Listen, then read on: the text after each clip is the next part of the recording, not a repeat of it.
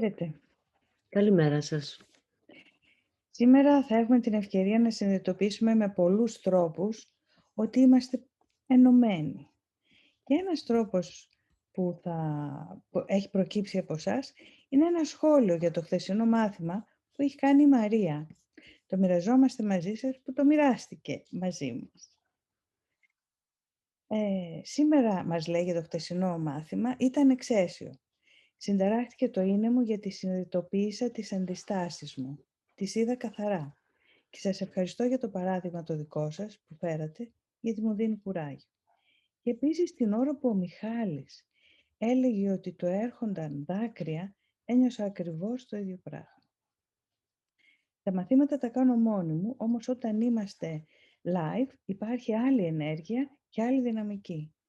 Ευχαριστώ τον Θεό που σας έφερε στο δρόμο μας. Αυτό το ευχαριστώ της Μαρίας δεν απευθύνεται σε εμάς. Σε όλους απευθύνεται. Βέβαια. Όπως βλέπετε λοιπόν, είμαστε συνδεδεμένοι ο ένας με τον άλλον, είτε το έχουμε υπόψη μας, είτε έχουμε επίγνωση, είτε το ξέρουμε, είτε όχι. Θέλουμε, δεν θέλουμε, είμαστε ενωμένοι. Και ακριβώς γι' αυτό γίνεται πολύ εύκολο το να λύνουμε προβλήματα, άσχετα τι έχουμε φανταστεί ως τώρα. Καλώς ορίσατε λοιπόν στο μάθημα 79. Ας αναγνωρίσω το πρόβλημα για να λυθεί. Ένα πρόβλημα δεν μπορεί να λυθεί αν δεν γνωρίζεις τι είναι. Ακόμα και αν το πρόβλημα έχει ήδη λυθεί, θα συνεχίσεις να το έχεις, επειδή δεν θα αναγνωρίσεις ότι έχει λυθεί. Αυτή είναι η κατάσταση του κόσμου. Το πρόβλημα του διαχωρισμού, το οποίο στην πραγματικότητα είναι το μόνο πρόβλημα, έχει ήδη λυθεί. Η λύση όμως δεν αναγνωρίζεται επειδή το πρόβλημα δεν αναγνωρίζεται.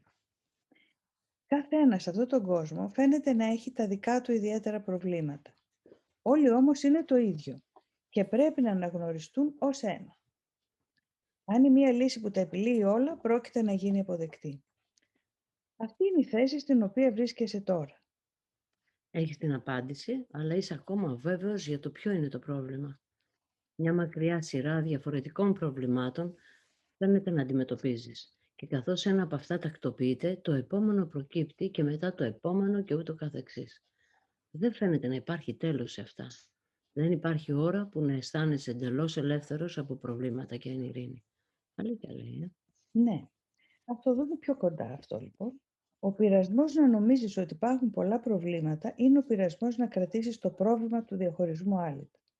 Ο κόσμος φαίνεται να σε φέρνει αντιμέτωπο με ένα τεράστιο αριθμό προβλημάτων που το καθένα χρειάζεται μια διαφορετική λύση. Αυτή η αντίληψη σε βάζει σε μια θέση από την οποία η ικανότητά σου να λύνεις προβλήματα δεν μπορεί παρά να είναι ανεπαρκής και από την οποία η αποτυχία είναι ανυπόφευκτη.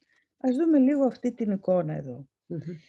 Διαφορετικά προβλήματα εμφανίζονται. Οικολογική καταστροφή, η απειλή για τον πλανήτη. Διαζύγια, χωρισμοί, τσακωμοί. Ο πόλεμος, ο θάνατος, η οικονομία. Ξέχασα τα γενέθλια. Είναι ένα πρόβλημα συχνά. Ποιος θα κατεβάσει τα σκουπίδια.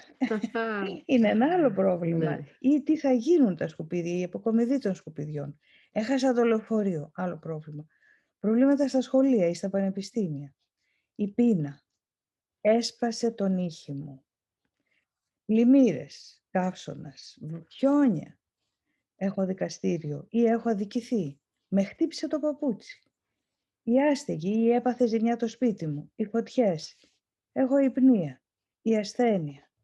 Δείτε πόσο διαφορετικά είναι όλα αυτά, αλλά το καθένα, όταν το αντιμετωπίζουμε, είναι ένα πρόβλημα. Και βεβαίως φαίνονται να έχουν διαβαθμίσεις, Μαρία, Φαίνονται έτσι. να είναι διαφορετικά προβλήματα. Ενώ μας λέει εδώ ότι το πρόβλημα είναι ένα. Και αν το δούμε ότι είναι ένα, θα λυθεί.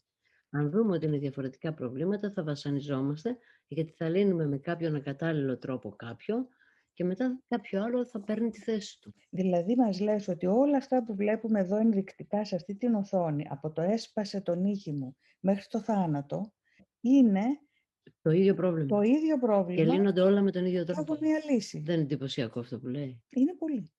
Είναι τελείως έξω από το σκεπτικό που έχουμε μάθει. Όντως. Ας δούμε όμως τι μας λέει παρακάτω. Κανένας δεν θα μπορούσε να λύσει όλα τα προβλήματα που ο κόσμος φαίνεται να έχει. Αυτά φαίνονται να υπάρχουν σε τόσα πολλά επίπεδα και να έχουν τόσες ποικίλες μορφές και τόσο ποικίλο περιεχόμενο που σε φέρνουν αντιμέτωπο με μια κατάσταση που είναι αδύνατο να ελέγξεις. Απογοήτευση και κατάθλιψη είναι αναπόφευκτα καθώς τα αναλογίζεσαι. Μερικά ξεφυτρώνουν αναπάντεχα αμέσως μόλις νομίζεις ότι έχεις επιλύσει τα προηγούμενα.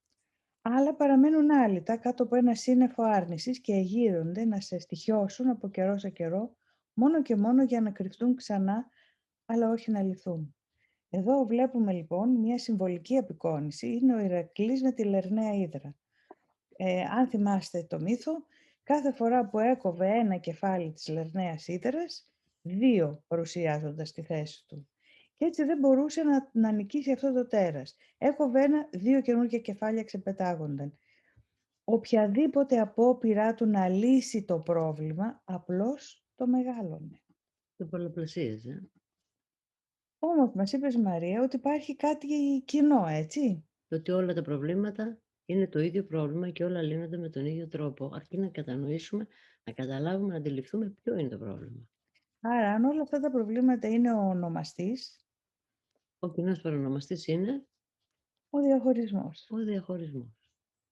Όλη αυτή η πολυπλοκότητα δεν είναι παρά μια απελπισμένη προσπάθεια να μην αναγνωρίζεις το πρόβλημα και επομένως να μην το αφήσεις να λυθεί. Άλλη μια φορά.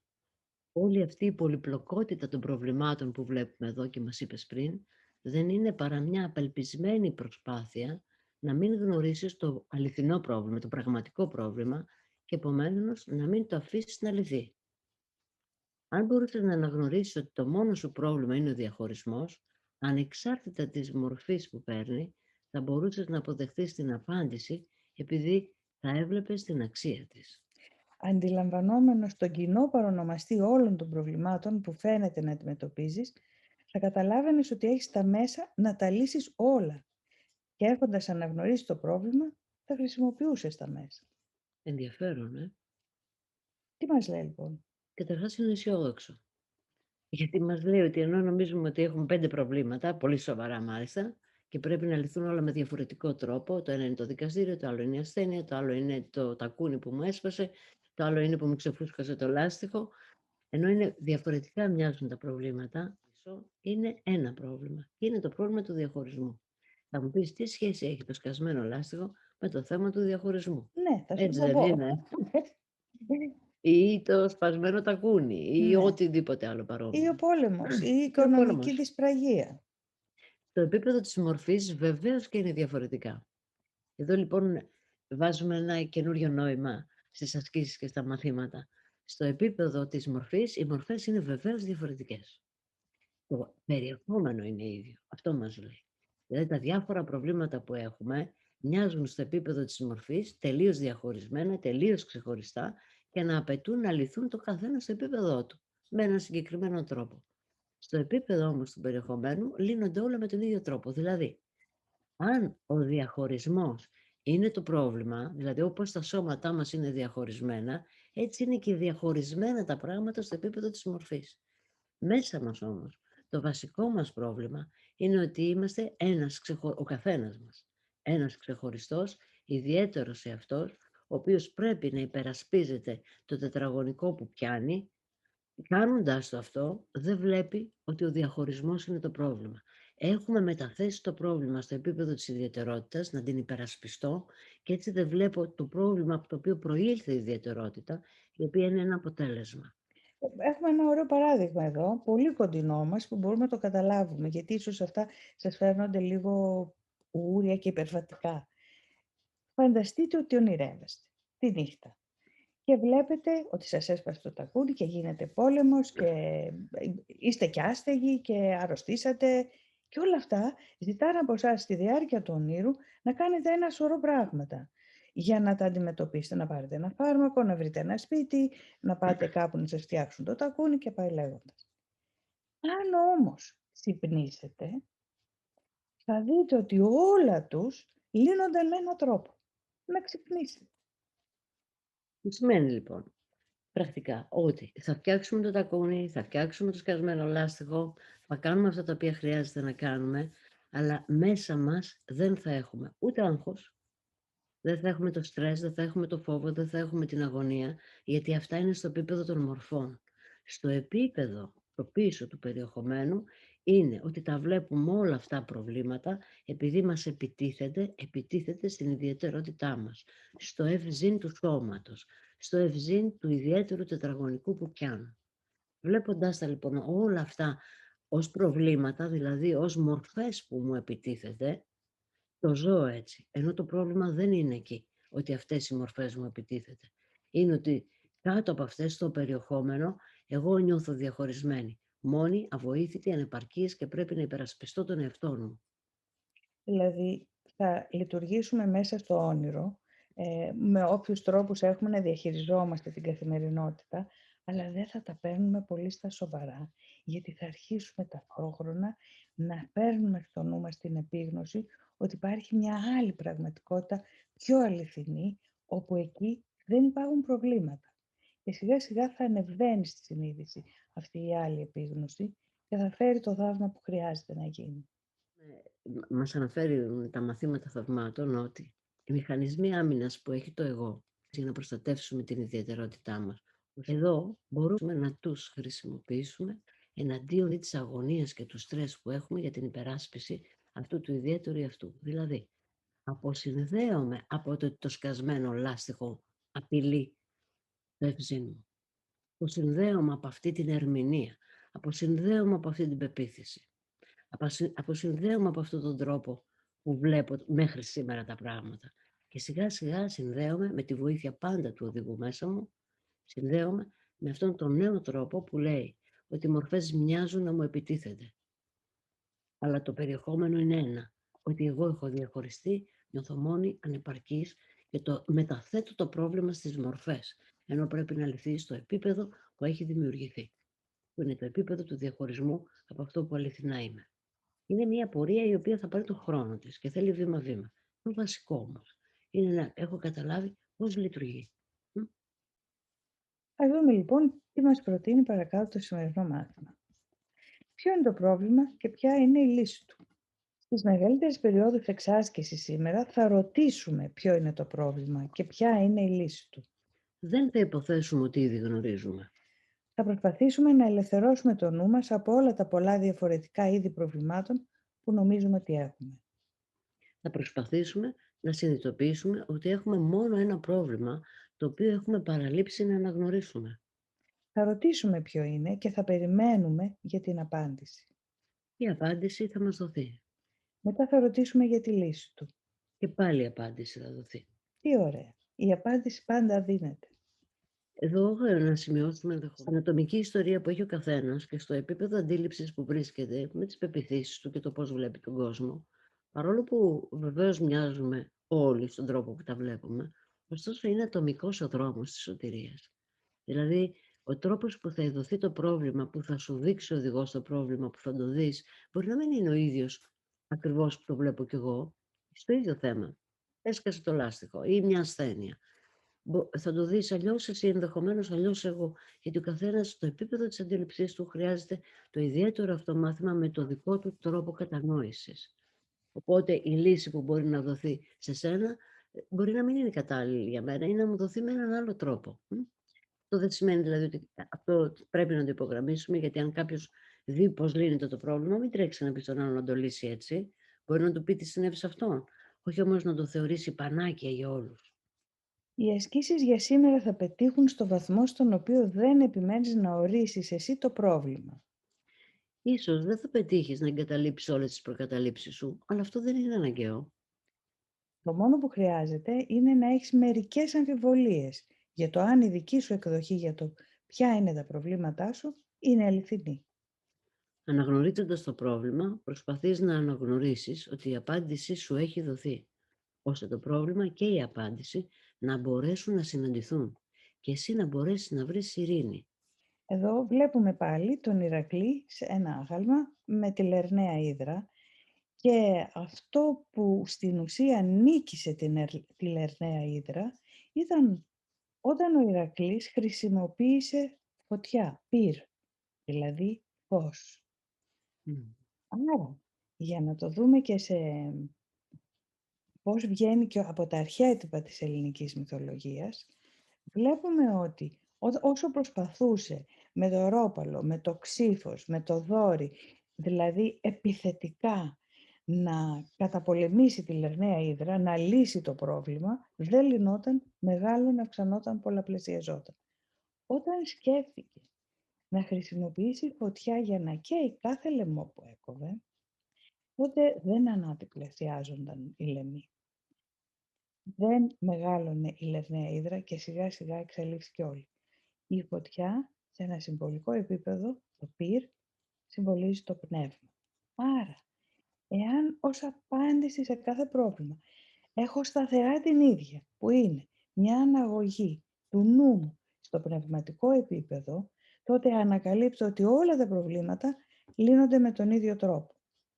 Και να πω ότι περισσότερα γι' αυτό ίσως έχετε διαβάσει στο βιβλίο που έχουμε γράψει, είναι και εδώ, Ηρακλής, ο ήρωας μέσα μας, Η άθλη του Ηρακλέου, που είναι βέβαια. η άθλη του Ηρακλή, μέσα από την οπτική γωνία της ψυχολογίας και των μαθημάτων θαυμάτων. Και εκεί αναλύεται ακριβώς αυτό, ότι όλα τα προβλήματα λύνονται όταν αναχθούν στο πνευματικό επίπεδο. Και αν αυτό το κάνουμε και πιο κοντινό ή πιο απλό για να κατανοηθεί, τι θα λέγαμε ότι μπορεί να είναι το πνευματικό επίπεδο, η έκφρασή του ή η στάση που μας καλεί να λύσουμε κάθε πρόβλημα? Η εκδήλωση είναι η αγάπη. Γιατί η έννοια του διαχωρισμού είναι η έννοια του διαχωρισμού από την απόλυτη αγάπη. Ναι. Ναι. Και όπως μας λέει και στην αρχή, ο τρόπος που βλέπουμε τα προβλήματα είναι μια απελπισμένη προσπάθεια να μην τα αφήσουμε να λυθούν. Να λυθούν στη ρίζα τους. Έτσι. Οι πιο σύντομες περίοδοι εξάσκησης για σήμερα δεν θα καθοριστούν από την ώρα, αλλά από την ανάγκη. Θα δεις πολλά προβλήματα σήμερα και το καθένα από αυτά θα απαιτεί μια απάντηση. Οι προσπάθειές μας θα κατευθυνθούν προς το να αναγνωρίσουμε ότι υπάρχει μόνο ένα πρόβλημα και μια απάντηση. Σε αυτή την αναγνώριση λύνονται όλα τα προβλήματα. Σε αυτή την αναγνώριση βρίσκεται η ειρήνη. Μην ξεγελιέσαι από τη μορφή των προβλημάτων σήμερα. Όταν οποιαδήποτε δυσκολία φαίνεται να παρουσιάζεται, λέγει αμέσως στον εαυτό σου: ας αναγνωρίσω αυτό το πρόβλημα, ώστε να μπορέσει να λυθεί. Μετά προσπάθησε να αναστείλεις κάθε κρίση ως προς το ποιο είναι το πρόβλημα. Αν είναι δυνατόν, κλείσε τα μάτια σου για μια στιγμή και ρώτα ποιο είναι. Θα εισακουστείς και η απάντηση θα σου δοθεί. Προϋπόθεση λοιπόν για να δούμε το πρόβλημα διαφορετικά είναι να αναστείλω την οπτική μου, να αναστείλω τις δικές μου πεποιθήσεις, να αναστείλω το εγώ που τρέχει να πει αυτόματα ποιο είναι το πρόβλημα και να τρέξει να το λύσει με το δικό του τρόπο. Ναι, γιατί τελικά το πρόβλημα εγείρεται στο νου μας, Μαρία, έτσι δεν είναι? Ναι. Δεν εγείρεται στον κόσμο έξω. Άρα, όποιο και αν είναι το πρόβλημα, από τον πόλεμο μέχρι το έσπασε το τακούνι μου, όλα, το θυμόμαστε και από τα πρώτα μαθήματα, μου δημιουργούν ταραχή, διαταράσσουν την ειρήνη του νου μου. Όταν λοιπόν θέλω να λυθεί ένα πρόβλημα, στην ουσία ζητάω να αποκατασταθεί η ειρήνη στο νου μου. Αλλά δεν το έχω καταλάβει. Νομίζω ότι θέλω να φτιαχτεί το σκασμένο λάστιχο, να φτιαχτεί το τακούνι, να έρθει η ειρήνη στον κόσμο έξω. Η ειρήνη μέσα μου θέλω. Αυτό είναι που έχω ξεχάσει. Γι' αυτό δεν έχει και νόημα να προσευχηθώ για να φτιαχτεί το λάστιχο ή να σταματήσει ο πόλεμος εκεί έξω. Έχει νόημα όμως να ζητήσω βοήθεια για να μπορέσει ο νους μου να βρει η ειρήνη, ό,τι και αν γίνεται έξω. Και ξαναφέρνουμε τους μεγάλους μύστες, τους ανθρώπους οι οποίοι ήταν άγιοι ή ήταν δάσκαλοι της ανθρωπότητας, που πέρασαν τα πάνδυνα, αλλά είχαν εσωτερική ειρήνη. Και αυτή ήταν το σημείο αναφοράς τους. Και αυτή είναι πρότυπα για μας, δεν είναι? Ωραία. Για να απαντήσουμε λίγο σε κάποια σχόλια που έχουν γίνει. Αισθάνομαι ότι δεν φτάνει ο χρόνος να κατανοήσω τα μαθήματα. Ακόμη δεν έβαλα σε τάξη το χθεσινό. Μην περιμένεις να το βάλεις σε τάξη το χθεσινό οπωσδήποτε. Πήγαινε στο επόμενο. Κάνε κάθε μέρα ένα μάθημα. Δεν μπορούμε με την αντίληψή μας να φτάσουμε να πιάσουμε όλο το επίπεδο στο οποίο μας μιλάνε τα θαύματα. Κάθε φορά που μπορεί να επαναλαμβάνουμε τις ασκήσεις ή και κάθε χρόνο να επαναλαμβάνουμε τις ασκήσεις, είναι βέβαιο ότι θα καταλαβαίνουμε όλο και πιο βαθιά κάποιο άλλο επίπεδο της άσκησης. Μην περιμένουμε λοιπόν να καταλάβουμε πλήρως την άσκηση για να προχωρήσουμε και να αισθάνομαι κιόλας ανυπαρκής εξαιτίας αυτού. Αυτό θα είναι μία παγίδα εκ μέρους του εγώ που θέλει να ελέγξει όλα τα επίπεδα, ακόμα και το πνευματικό. Δεν είναι δυνατόν να γίνει αυτό. Είναι πολύ φυσιολογικό. Όμως πολύ φυσιολογικό. Βέβαια, από εκεί περνάμε. Ναι. Αλλά δεν χρειάζεται, δεν είναι απαραίτητο να το κάνουμε. Μπορείτε να μας πείτε αν μπορούμε μέσω της επανασύνδεσης να αντιμετωπίσουμε και θέματα υγείας? Ναι. Η αλήθεια είναι ότι μπορούμε, γιατί με το νου μας μπορούμε να κάνουμε αλλαγές μέσα στο όνειρο. Αλλά η αληθινή θεραπεία είναι να ανακαλύψουμε ότι όλο αυτό είναι ένα όνειρο και να βγούμε έξω από αυτό. Οι άνθρωποι οι οποίοι εκπαιδεύουν το νου τους μπορούν να παίξουν με τους νόμους αυτού του ονείρου, γιατί εμείς τους φτιάξαμε. Σιγά σιγά λοιπόν μπορούμε να διαχειριζόμαστε, αφού από το νου προκλήθηκε η ασθένεια και όχι από κάποιο μικρόβιο, στο επίπεδο όπου το καταλαβαίνουν τα μαθήματα θαυμάτων. Άρα από το νου μπορώ να κάνω τις θεραπείες. Όμως αυτό δεν σημαίνει ότι έχω βγει από το όνειρο. Υπάρχει και μια επιπλέον θεραπεία που είναι να βγω τελείως από το όνειρο, εκεί όπου δεν έχω σώμα, που ούτε ασθενεί, ούτε θεραπεύεται, ούτε γεννιέται, ούτε πεθαίνει. Υπάρχει και ένα ερώτημα, μπερδεύτηκα, τι είναι ο διαχωρισμός, ρωτάει. Έχουμε απαντήσει πολλές φορές τι είναι ο διαχωρισμός, το έχουμε Και πει θα το λέμε ξανά και και θα ξανά. το λέμε ξανά και ξανά, όμως το μάθημα 74, ανατρέξτε στο μάθημα 74 στο YouTube. Στην αρχή του μαθήματος εξηγούμε τι είναι ο διαχωρισμός. θέλει εξάσκηση για σήμερα λοιπόν. Μην αρκείστε μόνο σε αυτά που λέμε εδώ, ανατρέξτε στην άσκηση, ακολουθήστε την, τηρήστε την και σιγά σιγά θα αρχίσει μια κατανόηση να ανατέλει μέσα στο νου σας. Μην απογοητεύεστε, είναι 365 οι ασκήσεις και είμαστε σήμερα στην 79. Καλή εξάσκηση λοιπόν και καλή εφαρμογή. Καλημέρα σε όλους. Χαίρετε.